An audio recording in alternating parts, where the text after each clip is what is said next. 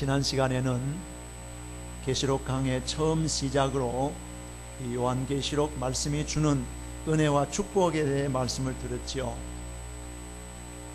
말세에 복 있는 사람이 어떤 사람이냐? 하나님의 예언의 말씀을 읽는 자, 또 듣는 자들, 그 가운데 기록한 것들을 지키는 사람이 복이 있다는 말씀을 생각했습니다. 오늘은 4절부터 말씀을 보시면 인사와 찬미에 대한 말씀이지요. 여러분, 이 요한계시록은 사도 요한이 천사로부터 하나님이 보여주신 계시를 책에 적어서 보낸 편지입니다. 그렇기 때문에 이 편지는 모든 서신을 보시면 그렇습니다만은 편지 형식이 들어가 있어요. 쓰는 사람이 누구다, 받는 사람이 누구다, 이게 처음에 나오고, 그 다음에 그러면 이 편지를 받는 사람들에게 이제 인사를 하는 그런 말씀으로 시작이 되는데, 자, 오늘 말씀은 크게 어려운 것이 별로 없습니다. 자, 인사를 하는 사람이 누구입니까? 사도 요한이지요. 이 사도 요한은 복음 때문에 사로잡혀서, 붙잡혀서 지금 반모라고 하는 아주 돌섬, 외롭고 정말 살아가기가 열악한 그런 아주 힘든 섬에, 조그마한 돌섬에 지금 유배당해 있는 그런 상황에서 아시아에 있는 7 교회에게 하나님께서 하나님이 보내신 천사들을 통해서 보여주시는 쭉 계시를 본대로 쭉 책에다가 이제 써서 적어서 보내는 이 말씀이 요한계시록이죠. 그리고 그 인사를 받는 교회, 편지를 받는 교회가 소아시아에 있었던 7 교회예요. 다음 주일에 11절에 다 나옵니다만은 그 7 교회는 에베소 교회, 서머나, 버가모, 투아디라, 사데, 빌라델비아, 라오디게아, 이렇게 7 교회가 있습니다. 여러분, 그 당시에 소아시아에는 이 7 교회 외에도 다른 교회들이 더 있었어요. 이걸 아시죠? 히에라볼리 교회, 골로새 교회, 드로아 교회, 밀레도 교회, 아드라무 티움, 아소 교회, 이런 교회들이 있었어요. 그런데 이 7 교회를 택한 것은 이 7 교회가 당시의 대표적인 교회인 것 같습니다.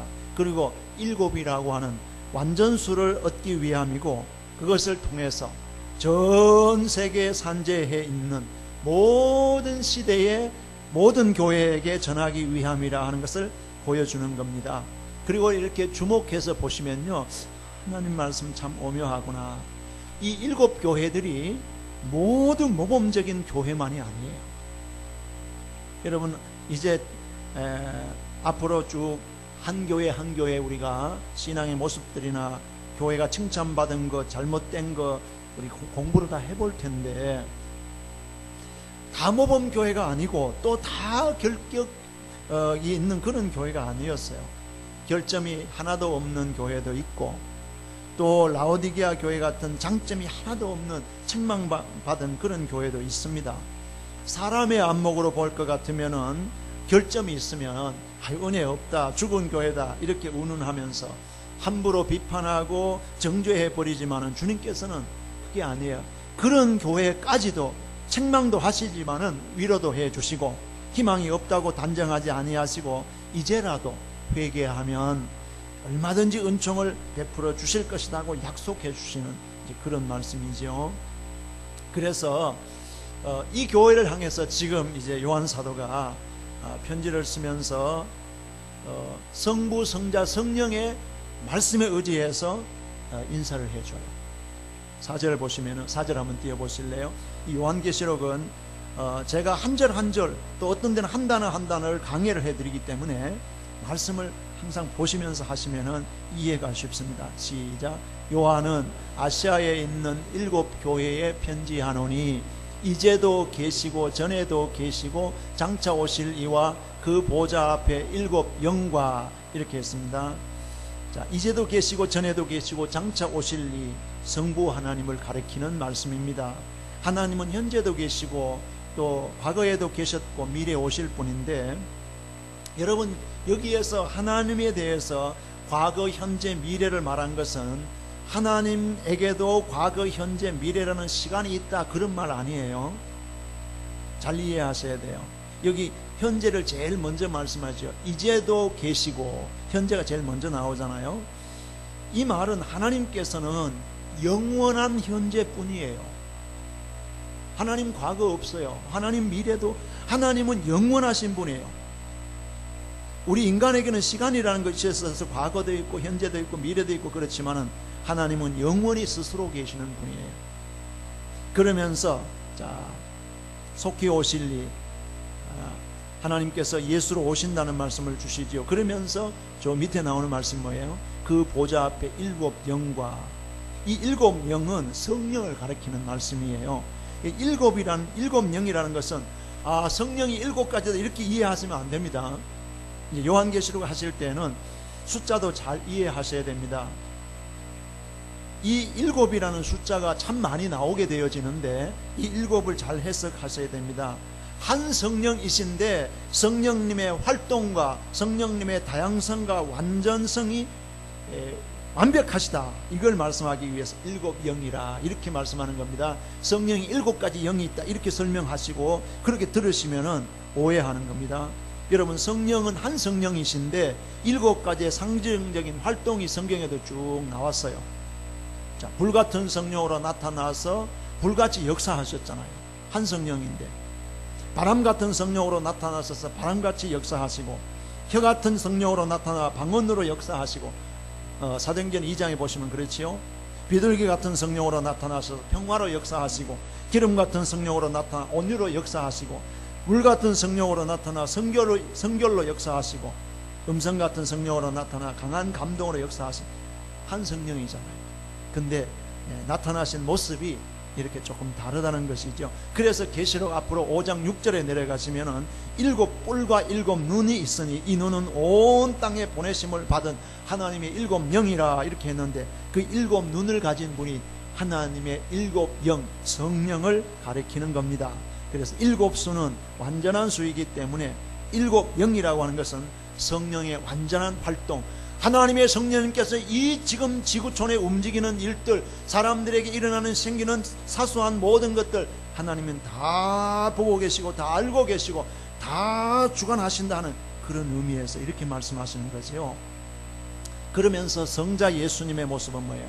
충성된 증인으로 이렇게 말씀하고 있죠. 무엇에 충성했어요? 하나님을 증거하는데. 요한복음 1장 18절에, 요한복음 6장 44절에 보시면 하나님을 아버지로 증거하는데 충성하셨어요.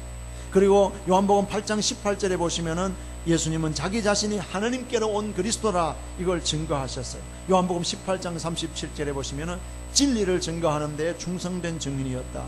요한복음 11장 25절에 보시면은 부활과 영생을 증거하는데 충성된 증인이었다. 자, 예수님은 이 땅에 오셔서 하나님의 충성된 증인으로서 아름답게 충성하셨는데, 어느 정도로 충성하셨느냐 하면은 십자가에 못 박혀 죽기까지 충성하셨다. 참된 충성은 목숨을 바치는 데까지 나간다, 그런 말씀이죠. 그 주님께서 충성으로 자기 생명을 바쳐서 충성을 보여주시고 이제 부활하신 그 주님이 다시 이제 교회를 향해서 위로와 소망과 약속의 말씀을 주시지요. 자, 5절을 한번 띄워보실래요? 5절 말씀요.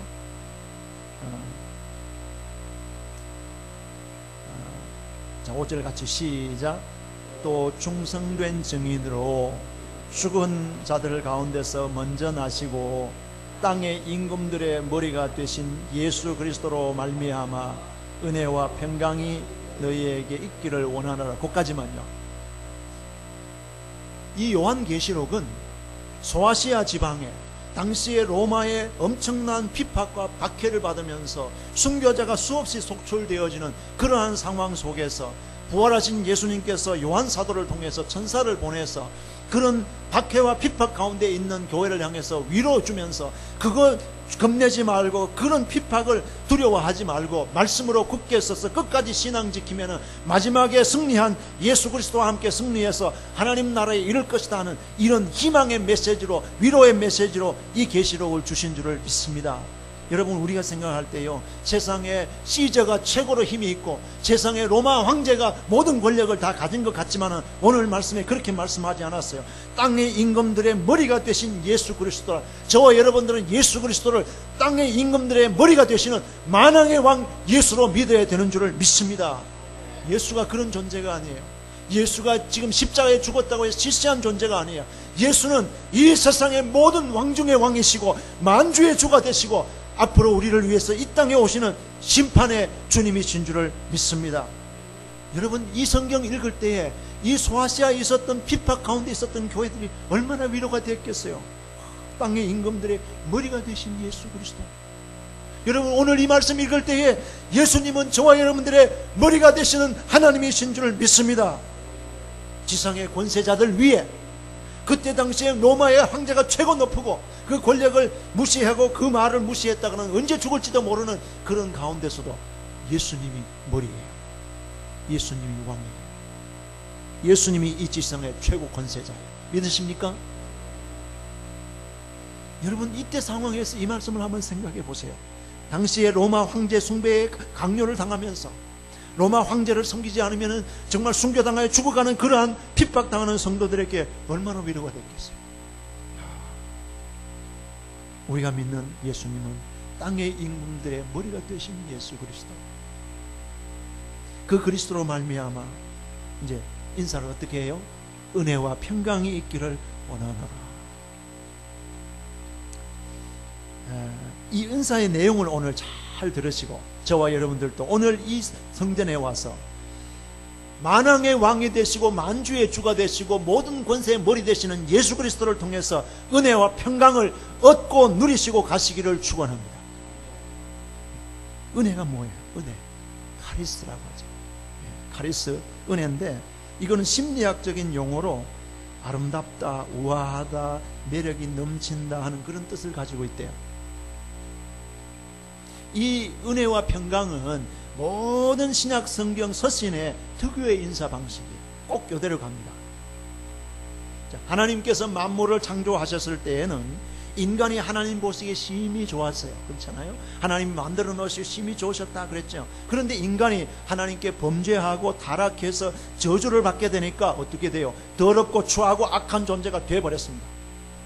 그 인간을 하나님께서 그리스도를 보내셔서 예수님이 우리의 죄를 대신 담당하시면서 피를 흘려서 우리의 죄를 대속하시고 죄사함을 받게 하시고 성령으로 거듭나게 하시고 우리가 예수 안에서 고린도후서 5장 17절에 있는 말씀대로 누구든지 그리스도 안에 있으면 새로운 피조물이라, 예수 안에서 우리가 새로운 피조물로 재창조의 은총을 받고 나니까 하나님이 우리를 보실 때는 아름답게 보시고 우아하게 보시고 매력적으로 보시고 가장 귀하게 보시는 줄을 믿습니다. 이게 은혜예요. 예수 안에서 재창조의 은총을 통해서 거듭났어요. 옛날의 사람이 아니에요.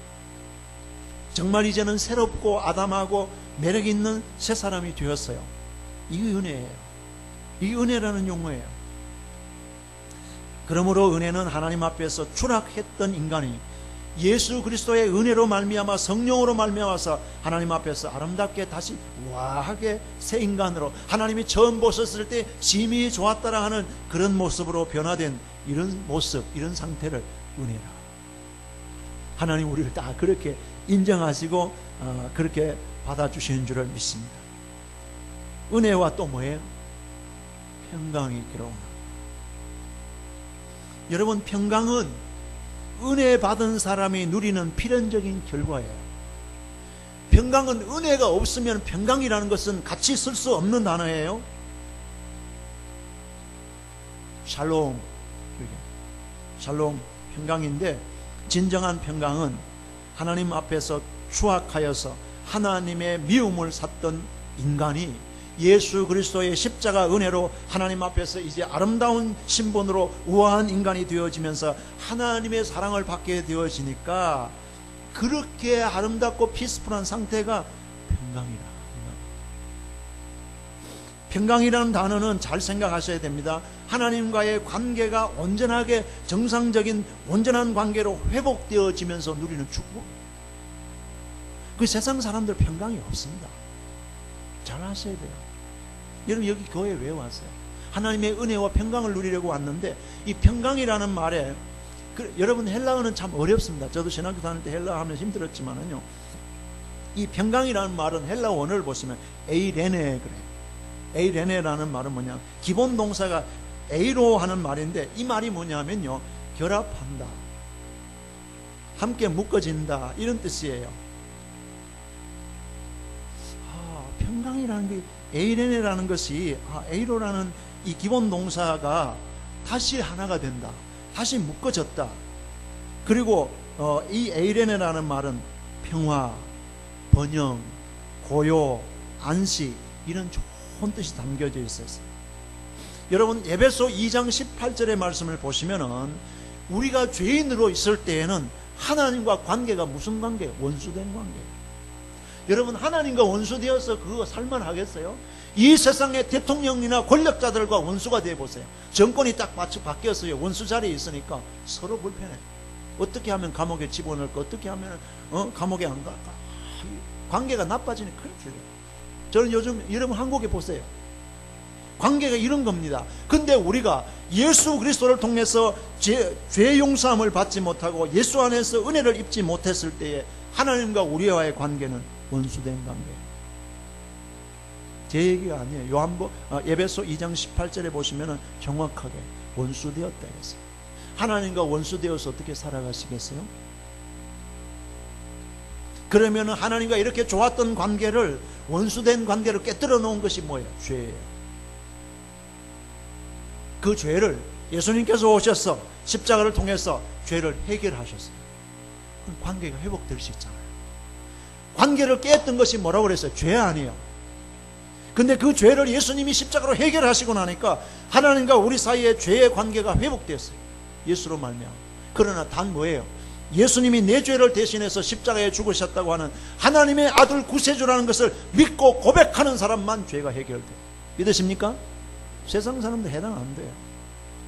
그래서 이렇게 하나님과의 관계가 정상적으로 원래 관계처럼 아름답게 회복되어지는 관계 속에서 필연적으로 우리에게 다가오고 찾아오는 것이 뭐냐면 평강이에요. 평화로운 너무너무 좋은 거예요. 이제는 죽음도 겁나지 않아요. 여러분 이 세상에 가장 무서운 것이 뭐예요? 죽음 아니에요. 근데 우리 그리스도인들이 죽으면서 뭐 그냥 벌벌 떠면서 죽었습니까? 사도행전 7장을 보세요.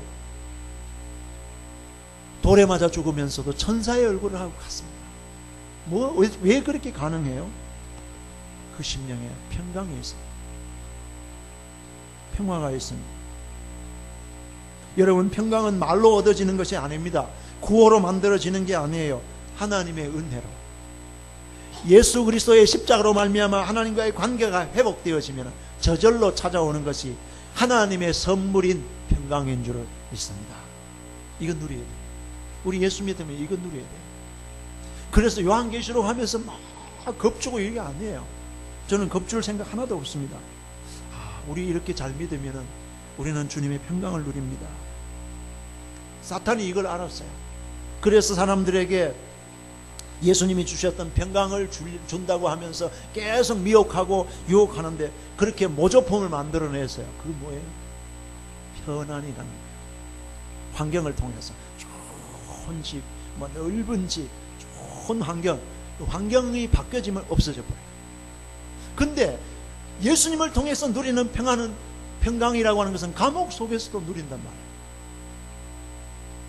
거기서 기뻐할 수 있고 거기서 찬양할 수 있고 하나님과의 관계에서 평강을 얻지 못하면서 인간 대 인간 사이에서 평강을 얻으려 하는 것, 이 미봉책이에요. 있을 수가 없습니다. 그런 상태에서는 진정한 평강을 맛볼 수 없어요. 하나님 그렇게 하지 않았어요. 하나님과의 관계 속에서 하나님과의 관계가 회복되어지고 예수를 그 사이에 두고 예수 그리스도의 십자가 은혜로 평강을 얻게 되어지면 사람하고도요 정말 잘 지낼 수 있어요. 사람하고 다 관계가 좋아질 수 있어요. 평강을 누려요. 그게 은혜인 줄 믿습니다. 하나님의 은혜를 받고 하나님에게서 평강을 얻는 것이 성경 전체의 사상이에요. 말씀이에요. 순서가 이렇게 되어 있어요. 평강을 먼저 말하지 않습니다. 성경 어디든지 보세요. 여러분 이제 이게 제일 많이 나오는 데가 뭐예요? 서신이거든요. 로마서, 갈라디아서, 고린도 전후, 에베소, 빌립보, 골로새 이렇게 서신을 보세요. 순서가 딱 이게요. 오늘요 하셨다.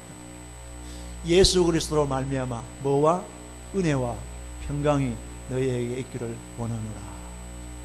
은혜가 없으면 평강이 없습니다. 그래서 이 은혜라고 하는 것은 원인이고 평강은 그 은혜의 결과예요. 이런 은혜가 편지를 받는 소아시아 7교회만 주시는 것이 아니고 오늘 이 험한 시대를 살아가는 우리들에게, 오늘 우리 안디옥교회 성도들에게도 우리 부활의 주님께서 은혜와 평강으로 축복하실 줄을 믿습니다. 이거 받아가는 거예요. 오늘 여기 왜 오셨어요?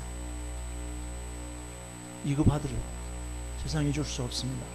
그러면서 이제 요한 사도는 이 7교회를 향해서 예수님을 찬양하는 노래가 나와요. 자, 5절부터 보세요. 5절 하반절부터 보시면요, 얼마나 좋았으면 이렇게 할까. 그러면서 이제 막 감격해서 예수님이 곧 오신다 하는 것을, 이 재림을 선포해 주는 그런 말씀인데, 자 5절부터 7절까지 시작. 또 충성된 증인으로 죽은 자들 가운데서 먼저 나시고 땅의 임금들의 머리가 되신 예수 그리스도로 말미암아 은혜와 평강이 너희에게 있기를 원하노라. 우리를 사랑하사 그의 피로 우리 죄에서 우리를 해방하시고 그 아버지 하나님을 위하여 우리를 나라와 제사장으로 삼으신 그에게 영광과 능력이 세세토록 있기를 원하노라. 아멘. 볼지어다 구름을 타고 오시리라. 각인의 눈이 그를 보겠고 그를 찌른 자들도 볼 터이요 땅에 있는 모든 족속 그를 인하여 애곡하리니 그러하리라. 아멘. 요한 사도는 예수님에 대해서 큰 찬양을 올려드립니다. 인사가 마치자마자 감격의 겨울에서 예수님을 찬양하는데, 첫째는 현재의 사랑을 찬양하잖아요. 우리를 사랑하사, 네? 우리를 사랑하사 그의 피로 우리를 죄에서 해방하시고 우리를 사랑하사. 여러분, 성경이 참 오묘한 것은요, 저는 이 우리를 사랑하사 하는 한 절을 가지고 한 몇 달은 설교할 수 있을 것 같아요.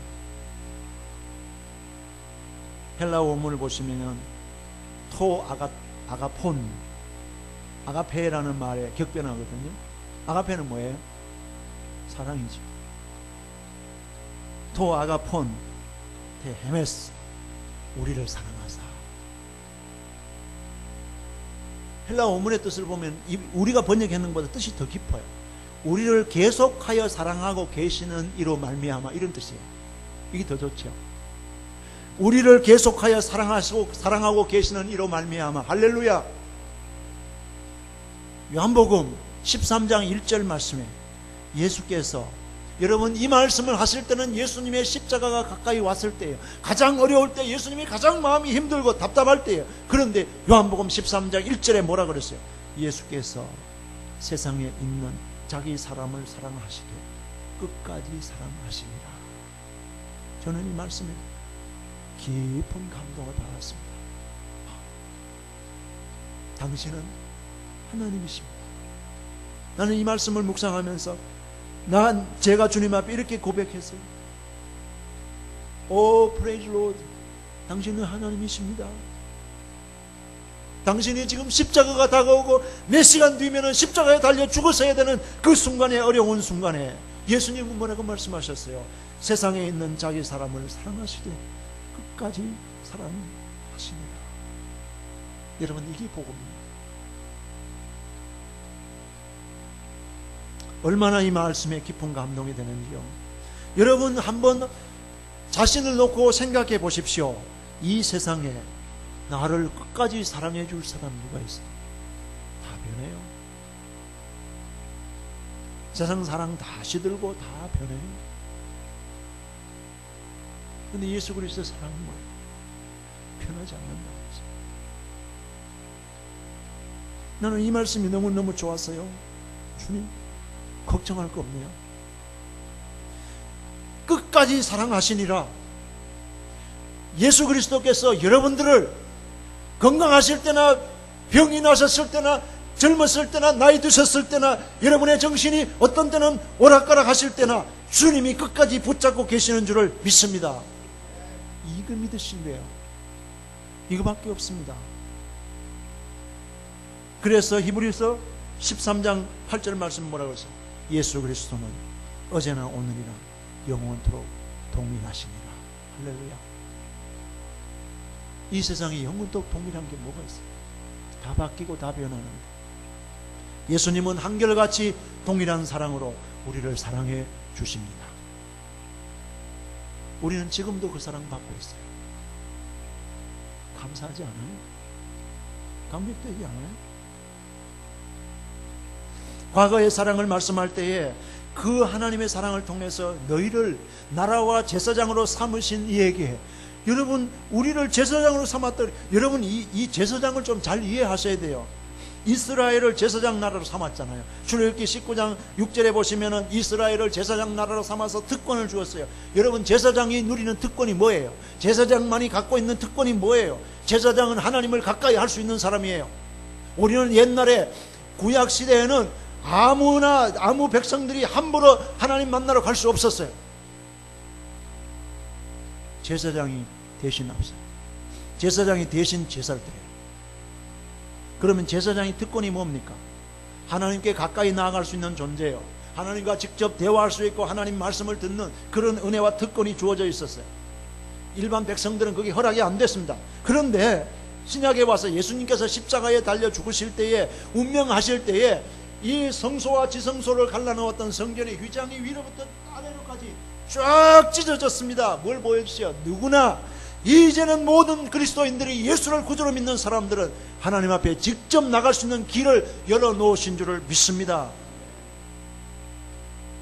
우리가 이제 그래서 제사장이 된 거예요. 이해되세요? 제사장은 뭐예요? 하나님과 인간 사이의 중보자 아닙니까? 구약의 제사장은 예수님의 그림자예요. 예수님의 모형이에요. 그런데 신약에 오니까 베드로는 어떻게 고백했어요? 베드로전서 2장 9절 말씀에 오직 너희는 택하신 족속이요 왕같은 제사장들이요 거룩한 나라요 그의 소유된 백성이. 할렐루야. 모든 불행의 원인이었던 죄로부터 영원히 해방시켜 주시고 하나님을 위해서 우리를 하나님의 나라와 하나님의 제사장을 삼으신 예수 그리스도에게 영광과 능력이 세세토록 있기를 원하노라. 할렐루야. 이 찬양이에요.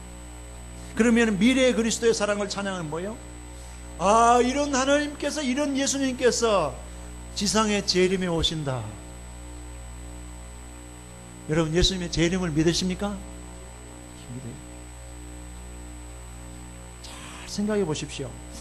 예수님이 왜 지상에 오셔야 되느냐? 성경에 이 계시록은 재림 주님이 오신다는 이 말씀이 완전 키포인트거든요. 재림의 목적이 뭐겠어요?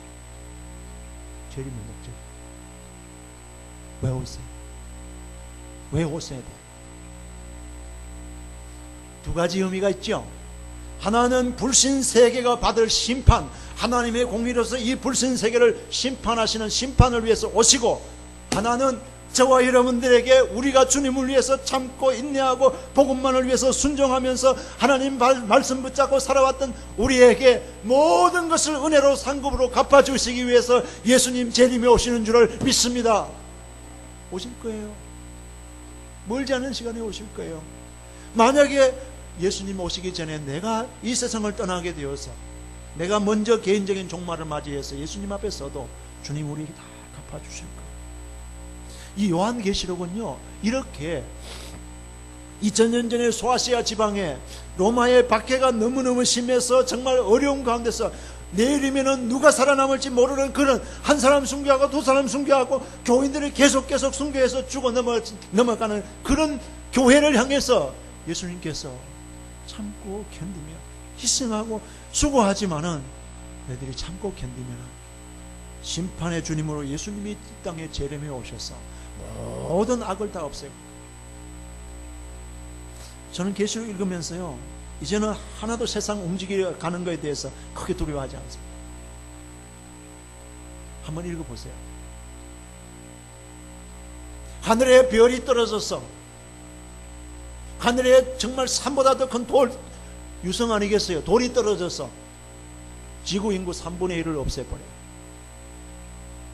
바다가 3분의 1이 피가 돼버려요. 수목들이 3분의 1이 타버려요. 뭘 자랑하겠어요? 저 토마스 산불 나서 몇만 수십만 에이커 타니까 막 난리가 났는데, 이건 아무것도 아니에요. 지구 땅덩어리에 3분의 1이 타는 얘기가 나옵니다. 하나님이 그렇게 하실 수도 있고, 인간이 만들어 놓은 수소폭탄이나 원자폭탄 한번 때려보세요. 지구를 몇 번 다 망하게 하고도 남는 한, 이게 맞습니다. 허풍이 아니에요. 그러면은 정말 예수님이 이 땅에, 오늘 이 말씀 뭐예요? 이 세상이 아무리 악이 성하고 악한 세력들이 하나님의 교회를 핍박하고 이렇게 하지만은 하나님의 공의로 예수님은 재림 주님으로 오신다. 우리는 그때에 영화롭게 부활해서 눈으로 보여지는 가견적인 영원한 세계에서, 하나님 나라에서 영생을 얻을 것이다.